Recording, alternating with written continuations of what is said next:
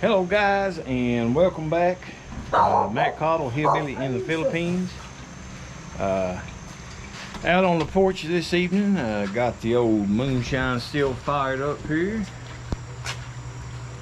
We're running a sugar wash, trying to keep it about 80 Celsius, 75 to 80. Just kind of a drip, drip, drip. Got our glass of 4 shots here. We about caught up on. Always want to take your 4 shots out. You don't want to be drinking that stuff. It's got a lot of ethyl alcohol in it, and it'll make you go blind and not good to drink. So I'm gonna remove this. I'm gonna put me a mason jar in under here. Start catching some of it. I'm not going to drink it, I'm just going to smell of it. Yeah, you can kind of smell that ethyl alcohol in it. Smells a little bit like fingernail polish, acetone base. But let's set this camera down here. Turn this fan off. I've had a few questions about distilling alcohol here in the Philippines, and I've done a little research on it, and what I can come up with, you can legally distill it for personal use, but to sell it or sell it at a restaurant, you have to have a permit, and the permit is not too difficult to obtain. So I am going to go down here in the next couple of days and file the permit to be able to start selling distilled spirits here in the Philippines.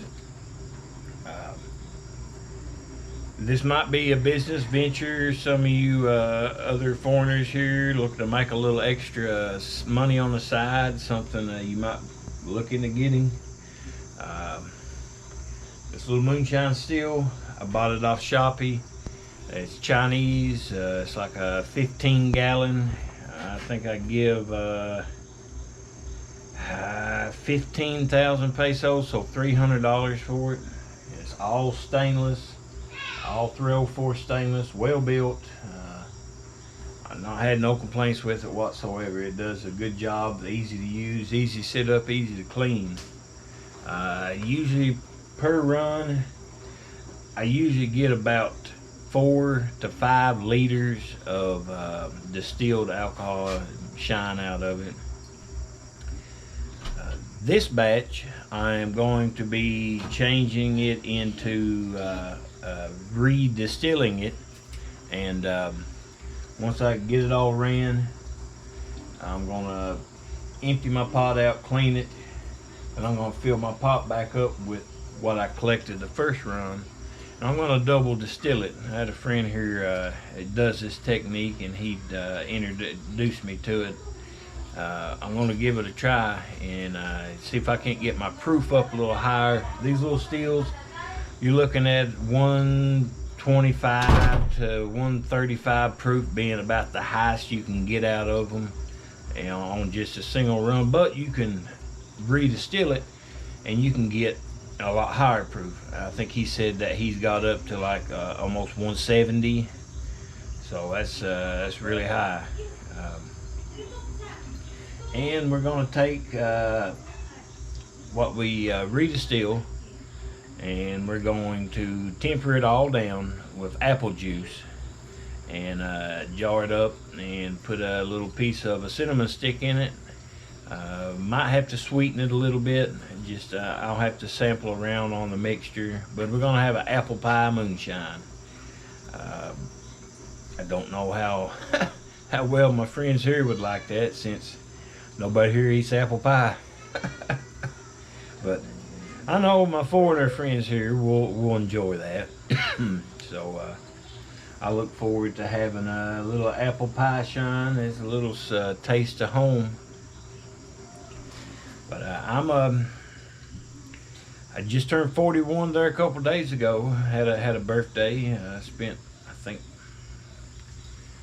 fourth or fifth birthday here in the Philippines. I've spent several here, but I'm not old enough to retire or draw a pension or nothing like that. I've worked for myself practically my whole life.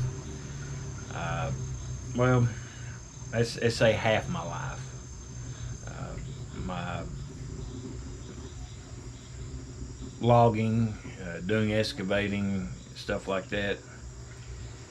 But I'm just trying to figure out some different things here. Some of us foreigners can make an extra buck at, or even not even about money, just something to do, something to a hobby that shoot. If you can make your own alcohol, then you don't have to spend no money on buying any, at least. But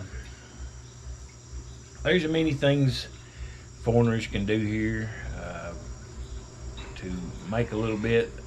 One of my biggest recommendations is to diversify. I've picked up on a lot of Filipinos does this, make a little here, make a little here, make a little here, off this and that and that and that, and then it'll all come together in total to where you can make a decent income. So we're kind of trying to do that with the farm and the corn and the pigs, and now we're getting some chickens raised up now, and the tractor, and make a little moonshine, and I have a few more things that I'm working on at the moment. As they progress, I'll let you guys know more about what they are. But I've always been a entrepreneur. My dad was an entrepreneur, worked for himself his whole life. I grew up in that, was raised up in it, and it's something I enjoy doing, and I enjoy a challenge too. And I'll tell you what, business here in the Philippines is a challenge, a big challenge. And you're not going to come here and get rich, that's for sure. You might be able to come here and build up, take you a few years to build up little side hustles and things you can make a little bit off of here and there. And in 5 or 6, 7 years, you might be able to earn enough to live without, without having to have a retirement from back in America. But I'll keep on running this, and we get a little closer to the end. We'll do a taste test on it and give it a go around and see how she tastes. This is a sugar wash, just straight sugar, half white sugar, half brown sugar, which the brown sugar you get here is more like a raw brown sugar, like a cane sugar, brown sugar. So you get a lot of that molasses cane flavor that carries over from it. But we'll see how this sugar wash goes. I'll catch you guys here in a few. All right, guys, we're back for the taste testing of this. We've got our first jar. Throwed the heads out. And this is our second jar. And it's what they call probably the hearts. Be the better tasting section of your run, getting into the hearts. This one and the next one will be probably the best tasting out of this run. But let's give it a taste. Cheers.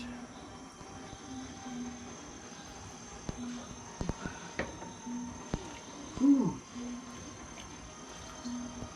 It's a little hot. I would say probably at least 130. But it, I don't know, it has a pretty good flavor.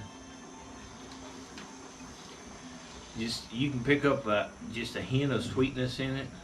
I don't know, maybe it's just my mind where it's a sugar wash. But maybe a little bit of a rummy note. but not too bad. This run I used purified water. My runs before, I just been using our city water out of our sink and boiling it, and then making my mash, and it had like a ppm of like a 115. So there was some salts or something left in that water, some chlorines or something, and I can definitely tell the difference between this one and the ones before.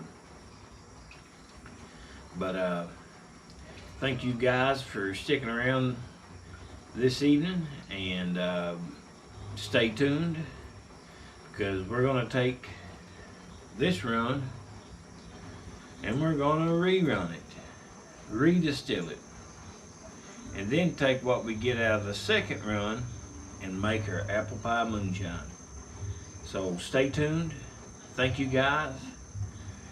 Like interacting with y'all in the comments, and I look forward to you guys' messages every day. So just keep them up, keep the comments coming.